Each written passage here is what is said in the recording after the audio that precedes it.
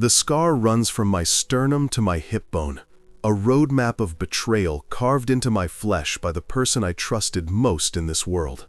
I'm Robert Sinclair, and 3 months ago, I discovered that love doesn't always protect you from the unthinkable. Sometimes, it makes you the perfect victim. I used to believe that being worth $50 million made me untouchable, that raising a daughter with Harvard education and endless opportunities guaranteed loyalty, that family meant sanctuary. I was wrong about everything. The morning Sarah walked me into that medical facility, she kissed my forehead like she had when she was 7 years old and scared of thunderstorms. "Don't worry, Daddy," she whispered, using the name she hadn't called me in years. "Everything's going to be perfect." Those words should have been my warning. Sarah never called anything perfect unless she had complete control over it. I went under believing I was getting a kidney transplant. I woke up missing parts of myself I didn't even know could be sold. My kidney, sections of my liver, corneal tissue, harvested while my heart was still beating and sold to the highest bidders. The doctors called it unprecedented medical fraud. I call it something far simpler.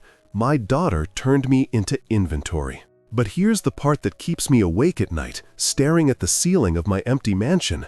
Sarah didn't do this for money. She had full access to my accounts, my properties, my entire fortune. She could have taken everything the legal way and just waited for nature to take its course. Instead, she chose to butcher me while I was alive. The question that haunts every breath I take is simple. Why? The woman who used to fall asleep in my arms watching Disney movies had calculated the street value of my organs down to the last dollar. The little girl who cried when she accidentally stepped on an ant had orchestrated my dismantlement with surgical precision. This wasn't desperation or greed. This was something far more terrifying. As I sit here today, my hands trembling, not from medication, but from the weight of this truth, I need you to understand something. I'm not telling you this story for sympathy. I'm telling you because what I discovered about Sarah, about why she really did this, will change how you see everyone you love. The real reason behind her betrayal, the documents I found, the conversations I overheard, the plan that goes far deeper than anyone imagined, that's what will make you question everything you believe about family, trust, and the people sleeping under your roof tonight. Every parent watching this believes they know their child. Every son and daughter believes they know their parents. I'm about to prove you wrong. If you're ready to discover how well you really know the people you die for, hit that like button. Drop a comment and tell me, what would you do if you discovered someone you loved saw you as nothing more than spare parts? And subscribe, because this story has 9 more chapters, and each one will reveal truths about human nature that will keep you awake long after you've turned off your screen. Chapter 2 reveals what I found in Sarah's bedroom after I came home from the hospital. What was hidden under her floorboards will make you understand why some betrayals can never be forgiven. But first, let me ask you something. Do you really want to know what the people closest to you are capable of? Because once you hear my story, you'll never look at your family the same way again. Coming home from the hospital felt like entering a mausoleum. Every room in my mansion whispered with memories of Sarah's childhood. The banister she slid down when she was 8, the kitchen island where she did homework while I made her favorite grilled cheese sandwiches. But now, these memories felt contaminated, poisoned by the knowledge of what she'd done to me. My housekeeper, Mrs. Rodriguez, had quit while I was recovering. The note she left was brief. "I cannot work in a house where such evil happened." Even she could feel it, the way betrayal seeps into the walls like smoke, choking everything with its presence. I found myself standing outside Sarah's bedroom door for 20 minutes before I could turn the handle. The room looked exactly as it always had. Expensive furniture I'd bought her for her 16th birthday, Harvard pennants on the walls, photos of us together at graduations, birthdays, family vacations.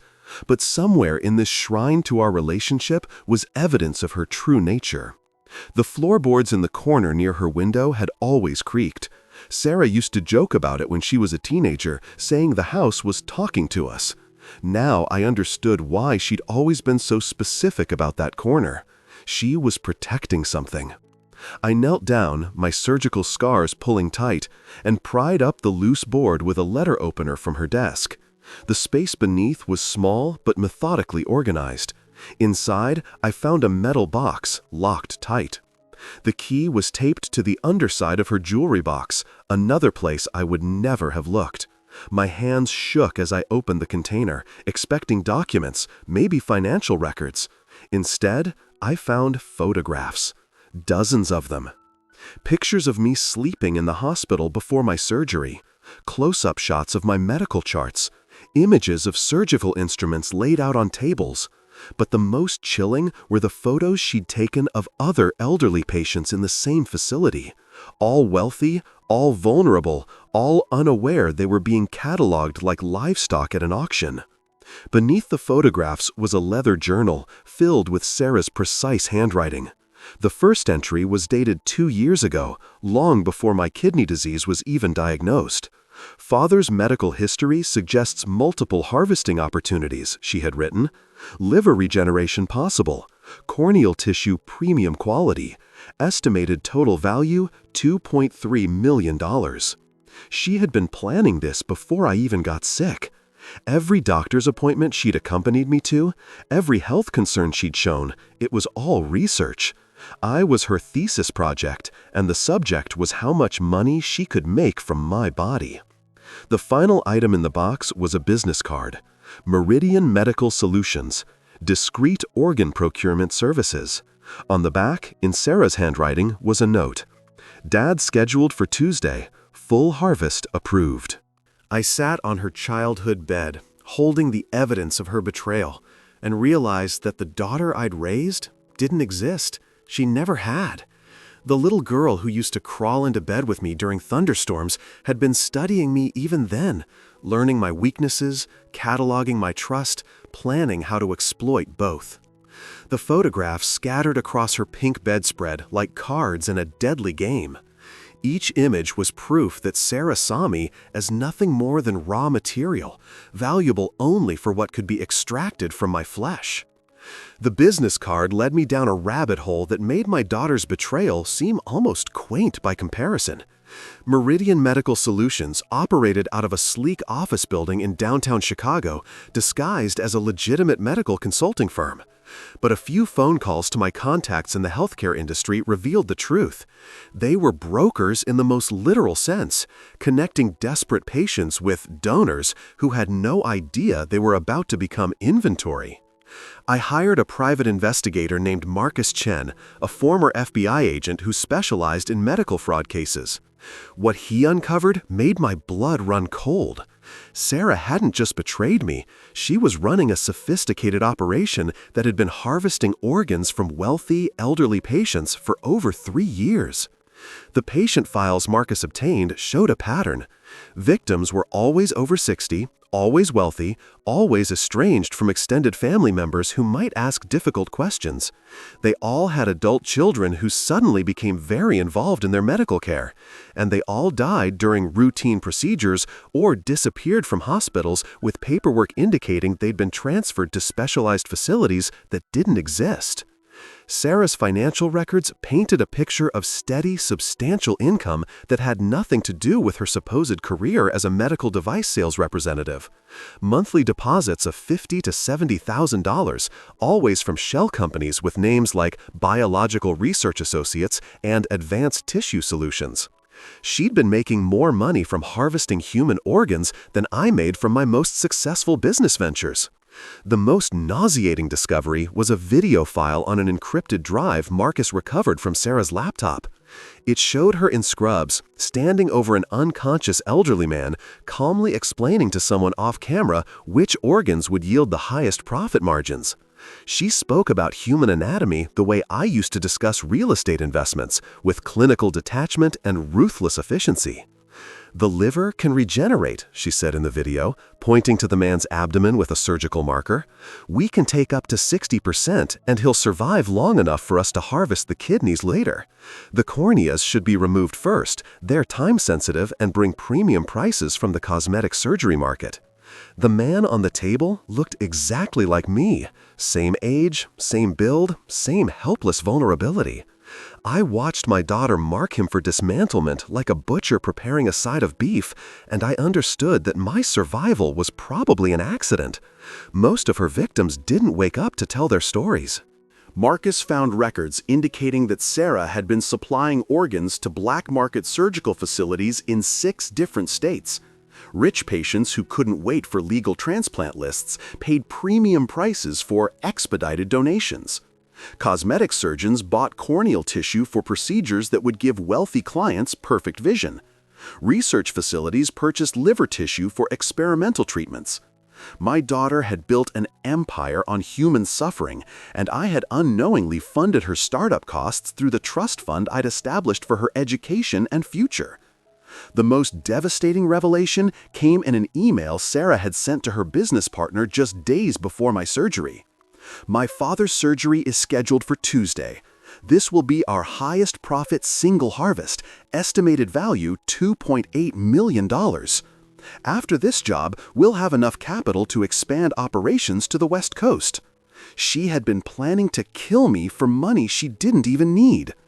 To understand how my daughter became a predator, I had to excavate our shared history with the brutal honesty of an archaeologist examining bones.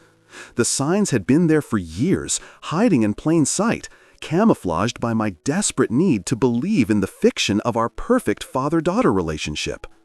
Sarah was 7 when she killed our neighbor's cat. I found her in the backyard, standing over Whiskers with a kitchen knife, watching the blood pool beneath the animal's still body.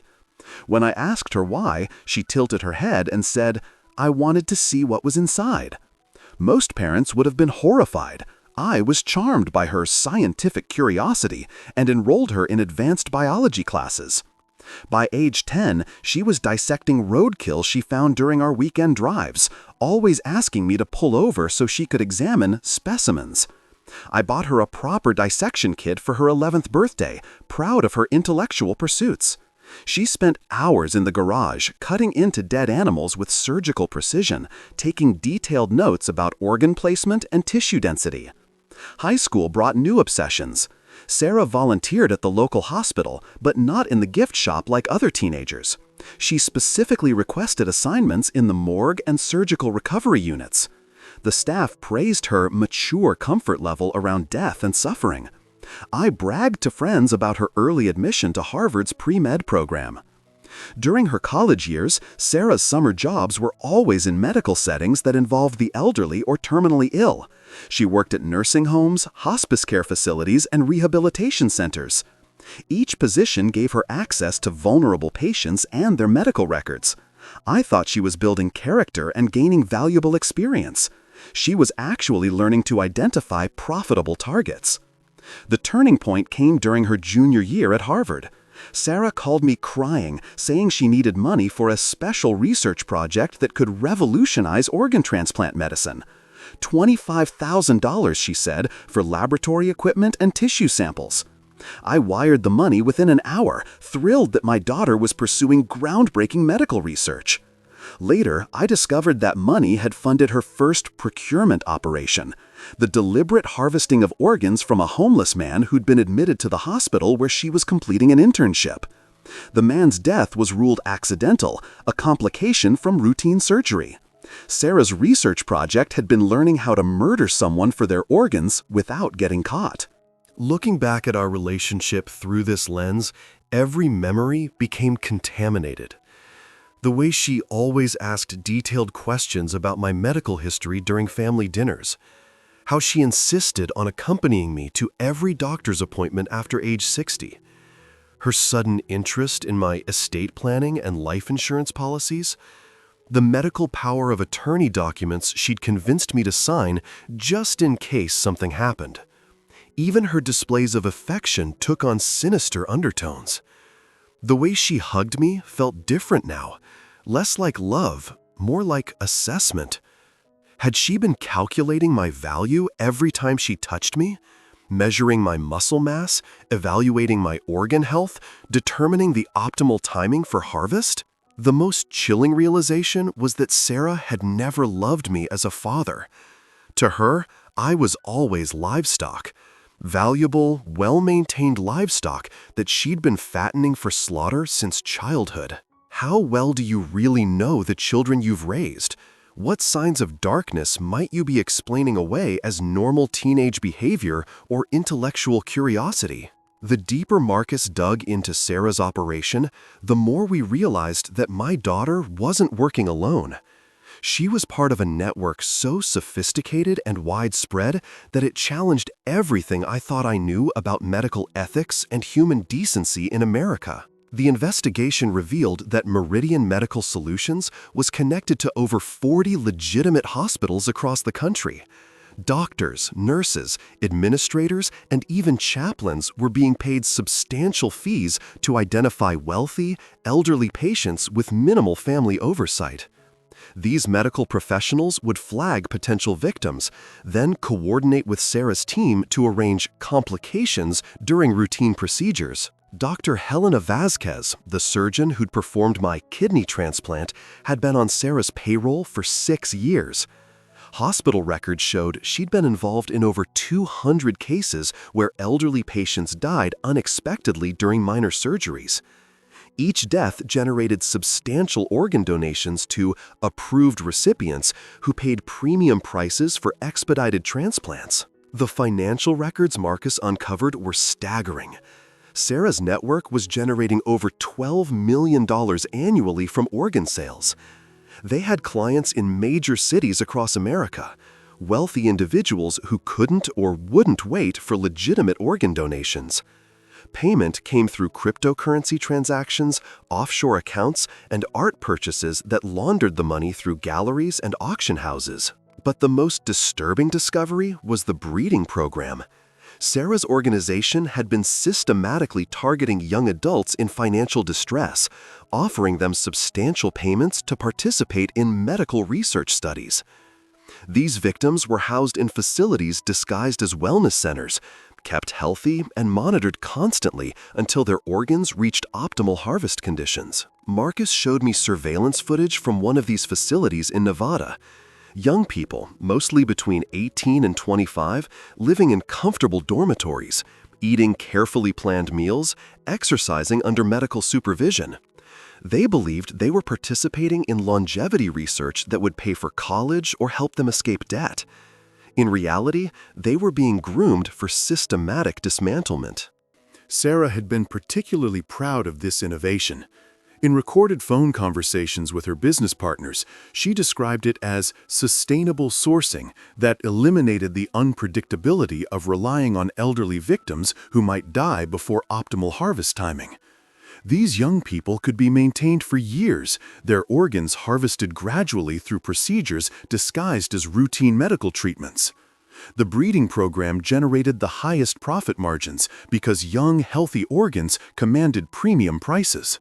A single 22-year-old could yield over $4 million in organ sales when properly managed. Sarah's facilities housed over 300 such victims across 12 states. I found myself staring at photographs of these young people, bright faces, hopeful expressions, completely unaware they were living in a human slaughterhouse. Among them was a girl who looked exactly like Sarah had at 20. Same smile, same confidence, same trust in the adults who claimed to be helping her build a better future. The irony was devastating. Sarah had become everything I'd taught her to be: ambitious, strategic, ruthlessly efficient at maximizing profit from available resources. I'd raised her to see opportunities where others saw obstacles, to identify untapped markets and exploit them with surgical precision. She'd simply applied those lessons to human beings instead of real estate or technology investments. My business philosophy had always been simple: find what people desperately need, control the supply, and charge whatever the market will bear. Sarah had taken that philosophy and built an empire on human suffering. 3 weeks after discovering the full scope of Sarah's operation, she came home. I was sitting in my study, surrounded by evidence of her crimes, when I heard her key in the front door. The sound froze my blood. For months, I'd been preparing for this confrontation, but nothing could have readied me for the casual way she called out, "Hi, Daddy, I'm home." She walked into my study carrying coffee and bagels from my favorite bakery, the same ritual we'd shared every Sunday morning for years. Sarah looked exactly as she always had, beautiful, confident, wearing the smile that had melted my heart since she was 3 years old. But now I could see the predator behind her eyes, calculating and cold. "You look much better," she said, kissing my forehead with lips that had once discussed harvesting my organs. "The scars are healing nicely. Dr. Vasquez does excellent work." I watched her settle into the chair across from my desk, the same spot where we'd discussed her college applications, career goals, and relationship problems. She seemed genuinely relaxed, completely unaware that I knew the truth about what she'd done to me and hundreds of others. "Sarah," I said, my voice surprisingly steady, "I found your room." Her expression didn't change. No flash of panic, no defensive posturing. She simply nodded and said, "I wondered when you'd get curious enough to look." Then she smiled, and I saw something I'd never noticed before. The smile never reached her eyes. "How long have you known?" she asked, genuinely curious rather than concerned. 3 weeks. I've seen everything. The photographs, the journal, the business records, the breeding facilities, all of it. Sarah leaned back in her chair, studying me like a scientist observing an interesting specimen. "I'm impressed. I didn't think you had it in you to dig that deep. Most parents would have convinced themselves there was some innocent explanation." The casual admission hit me like a physical blow. No denial, no remorse, no attempt to justify her actions. Just clinical acknowledgement of facts, as if we were discussing stock market performance rather than mass murder. "Why?" I asked, the question that had been burning in my chest for weeks. "Because I could," she replied without hesitation. "Because people like you and those pathetic victims made it so easy. You all trusted so completely, loved so blindly, that you never bothered to protect yourselves from the people closest to you." Sarah stood up and walked to the window, looking out at the garden where she'd played as a child. "Do you know what I learned in all those years of watching you build your empire, Daddy? People are just resources to be managed. You taught me that. The only difference is that you dealt in real estate and investments. I found a more lucrative market." She turned back to face me, and for the first time in my life, I felt genuine fear in the presence of my own daughter. The beautiful thing about family is that people never suspect the ones they love most. Trust is the ultimate vulnerability, and I learned to weaponize it better than anyone. The woman standing in my study wasn't my daughter.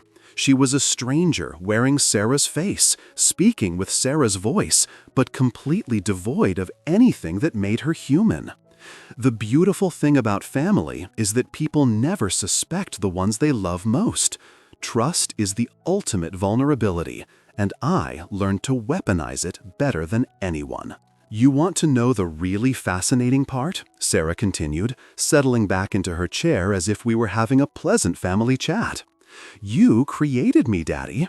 Every lesson you taught me, every value you instilled, every business principle you shared, it all led to this moment."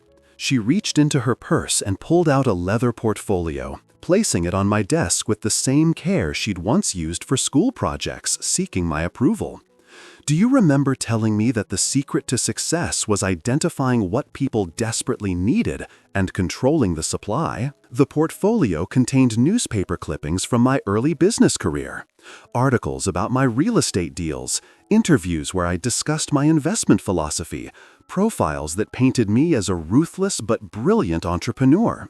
Sarah had been collecting them for years, studying my methods like a doctoral thesis. "You taught me to see opportunities where others saw problems," she said, flipping through the clippings. "When you bought those foreclosed properties during the housing crisis, you didn't see families losing their homes.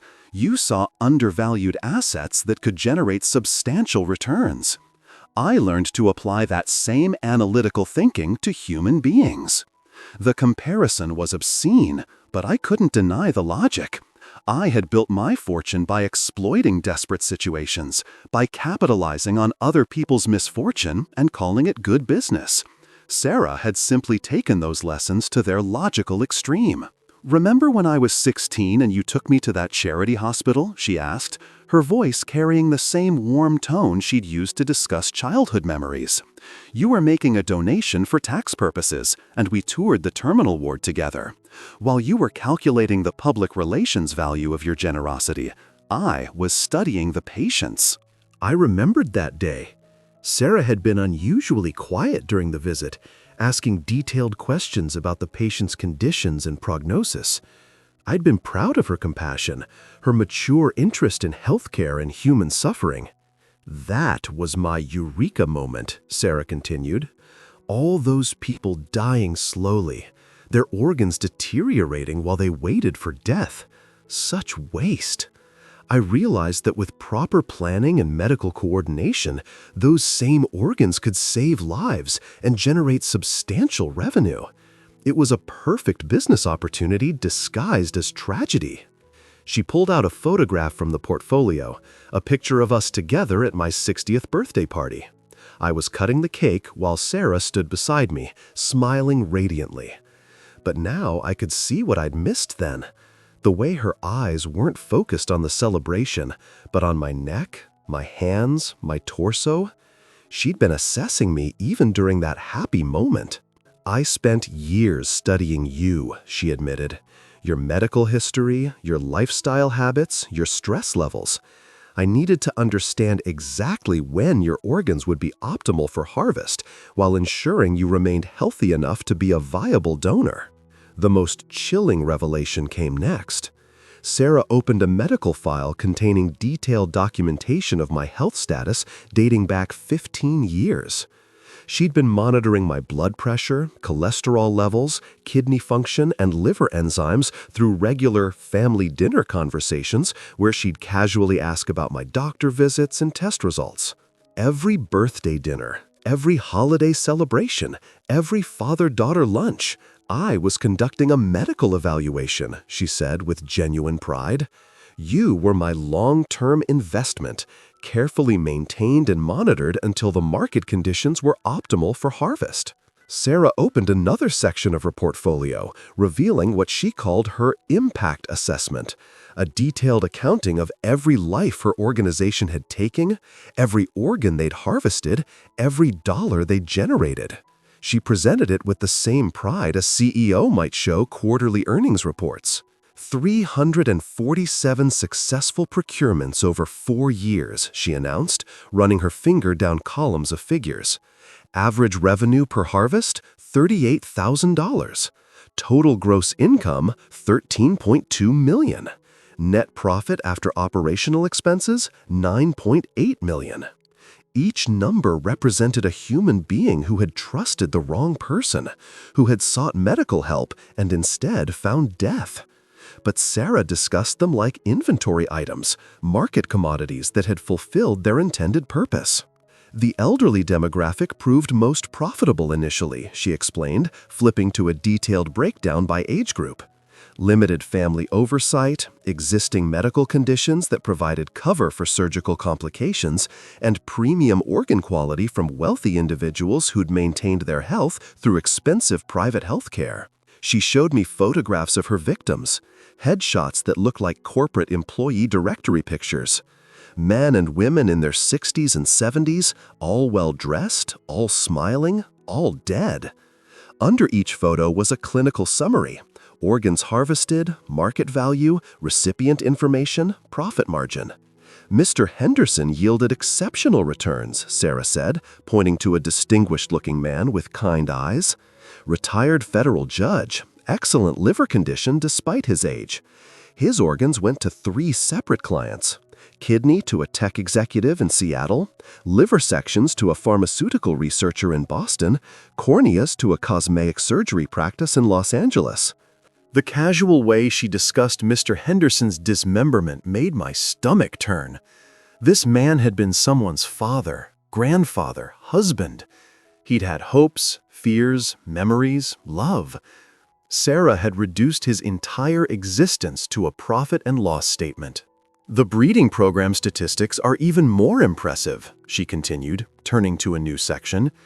Young adult subjects yield significantly higher returns due to optimal organ condition and longer harvest windows. Subject 247, Jessica, 23 years old, college dropout with student debt, generated $430,000 over 18 months through gradual procurement. The photograph showed a beautiful young woman with bright eyes and a trusting smile. According to Sarah's notes, Jessica had believed she was participating in a paid medical research study about nutrition and exercise. In reality, she'd been systematically harvested. First bone marrow, then kidney, then liver sections, then corneal tissue, until there was nothing left worth taking. Jessica was perfect, Sarah said with genuine admiration. Healthy lifestyle, no family to ask questions, desperate enough for money that she never questioned the increasingly invasive tests we required.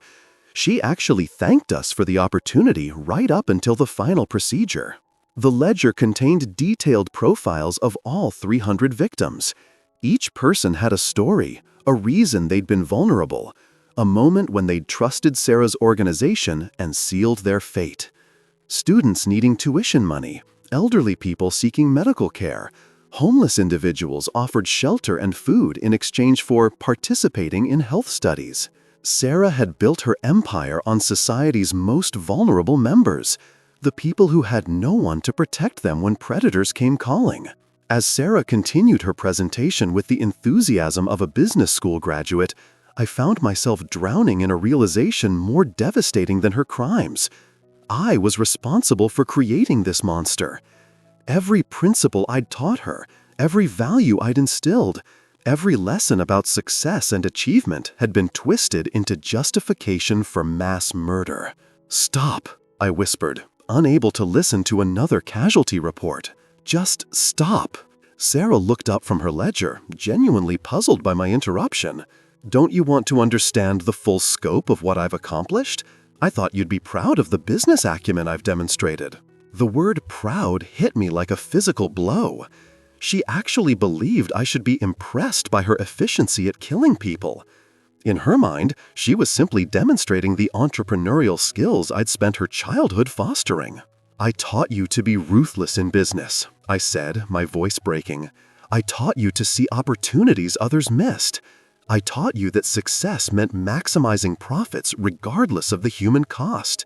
But I never meant—" "You never meant for me to apply those lessons to actual humans?" Sarah interrupted, tilting her head with the same curious expression she'd worn as a child when questioning my explanations. "But people are just another resource, Daddy. You taught me that. Every business decision you made, every deal you closed, every investment you pursued, it all involved treating people as variables in profit calculations." She was right. And that truth was more painful than the surgical scars across my torso. I had raised her to see human beings as assets to be managed, obstacles to be overcome, or resources to be exploited. I'd celebrated her analytical thinking, her emotional detachment, her ability to make difficult decisions without being swayed by sentiment. "The homeless man whose building I bought and demolished for the parking lot," I admitted, memories flooding back. "The elderly tenants I evicted during gentrification projects, the small business owners whose loans I called in during economic downturns. I destroyed lives for profit and called it good business." Sarah nodded approvingly. "Exactly. You were always willing to cause suffering when it served your financial interests. I just found a more direct approach to monetizing human resources." The parallel was undeniable. I had built my fortune by exploiting desperation, by capitalizing on vulnerability, by treating other people's misfortune as my opportunity. Sarah had learned those lessons perfectly. She'd simply applied them with surgical precision. "Do you remember what you told me when I was 12? Sarah asked, pulling out another document from her portfolio. It was a handwritten note in my own writing, something I'd given her after a school presentation about career goals. I read my own words. "Success belongs to those who can see opportunities where others see problems, who can remain objective when others let emotion cloud their judgment, and who understand that everything in this world has a price, You just need to figure out what it is and be willing to pay it." Those words had been my personal philosophy, my guidance for a daughter I wanted to see succeed in a competitive world. Sarah had turned them into a manifesto for systematic murder. "You created me, Daddy," Sarah said softly. "Every lesson, every example, every principle you shared, it all led to this moment. I'm exactly what you taught me to be."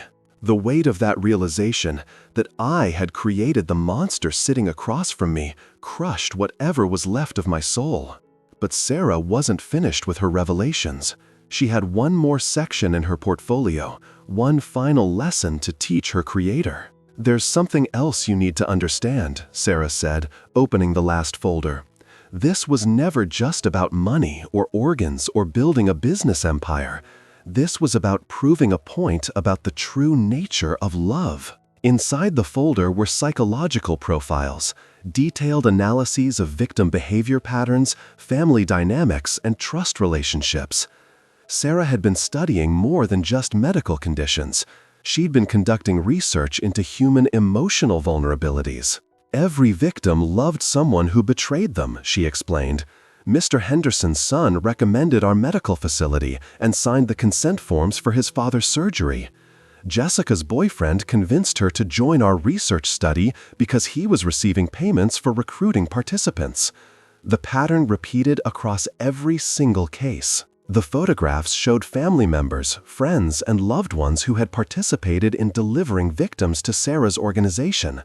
Adult children who sold out elderly parents, romantic partners who traded lovers for cash, friends who exploited desperation for profit. "I wanted to prove that love is just another market force," Sarah continued. "Given the right incentives, anyone will betray the people they claim to love most. Family loyalty, romantic devotion, friendship bonds, they all have a price point where they become negotiable." She showed me bank records for dozens of accomplices, people who had received payments for delivering their loved ones to slaughter, amounts ranging from $5,000 to $50,000, depending on the victim's organ value and the complexity of gaining their trust. "Your business philosophy was incomplete," Sarah said. "You understood that everything has a price, but you didn't realize that included love itself. I've proven that emotional bonds are just another asset class that can be bought and sold." The most devastating revelation came next. Sarah pulled out a recording device and placed it on my desk. "Remember when I called you crying about needing money for medical research during my junior year at Harvard?"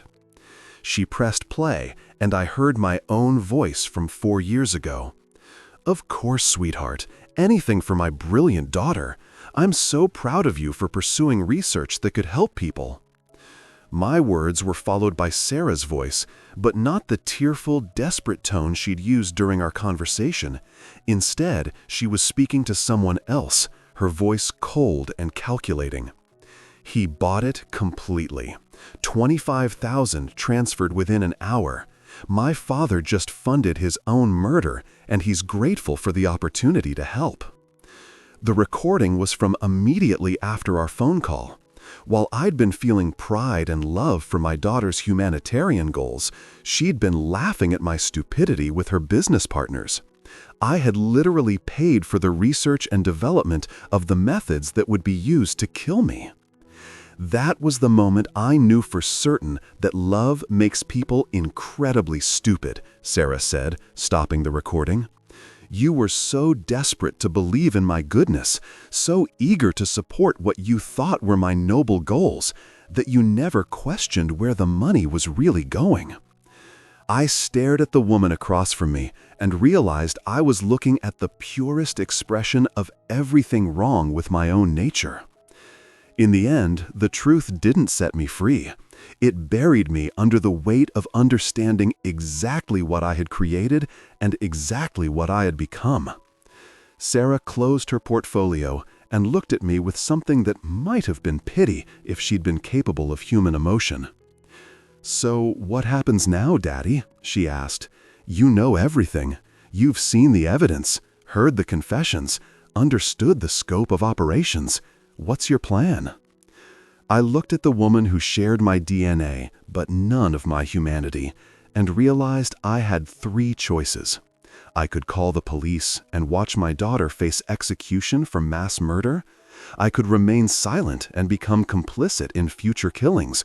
Or I could find a third option that honored the memory of her victims while acknowledging my role in creating their killer. "I'm going to destroy everything," I said quietly. "Your operation, your network, your breeding facilities, all of it." Sarah smiled, the same proud smile she'd worn at elementary school science fairs. "How? You don't have evidence that would hold up in court. Most of my records are encrypted. My facilities are registered under shell companies, and my medical partners have legal immunity through hospital employment contracts. Even if you somehow manage to expose everything, it would take years to prosecute, and operations could continue in the meantime." She was right, of course. Sarah had built her empire with the same meticulous planning I'd used for my own business ventures. Legal exposure would be minimal, and hundreds more people would die while investigations proceeded through proper channels. But Sarah had made one critical error in her planning.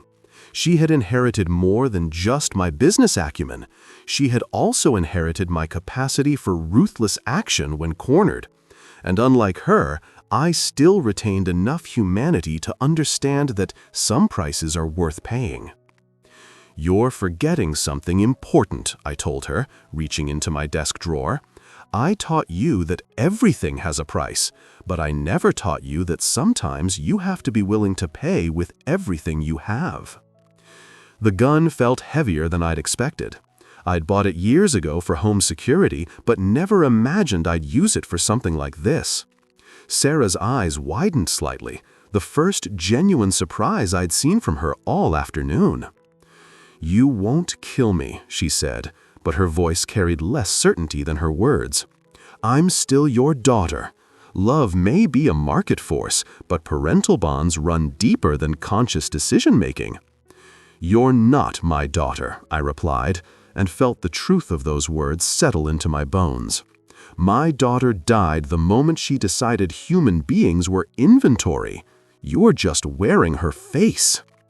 The gunshot was louder than I'd anticipated. Sarah fell backward in her chair, blood spreading across the white blouse I'd bought her for her Harvard graduation. Her eyes remained open, staring at the ceiling with the same analytical expression she'd worn while discussing murder statistics. I called the police immediately, then sat with Sarah's body while waiting for them to arrive. In death, she looked exactly like the little girl who used to fall asleep in my arms during thunderstorms. The monster was gone, leaving only memories of the daughter I thought I'd raised. The legal proceedings were swift. I confessed to murder, provided evidence of Sarah's crimes, and cooperated fully with authorities to dismantle her network. 43 medical professionals were arrested, 12 facilities were shut down, and over 200 potential victims were rescued from breeding programs. I'm telling you this story from prison, where I'll spend whatever time I have left. The other inmates call me a hero for stopping a mass murderer. The guards treat me with respect. But I know the truth about what I am. I'm a father who created a monster, then killed her to stop the killing. There's no redemption in that, only the recognition that some sins can't be forgiven, only ended.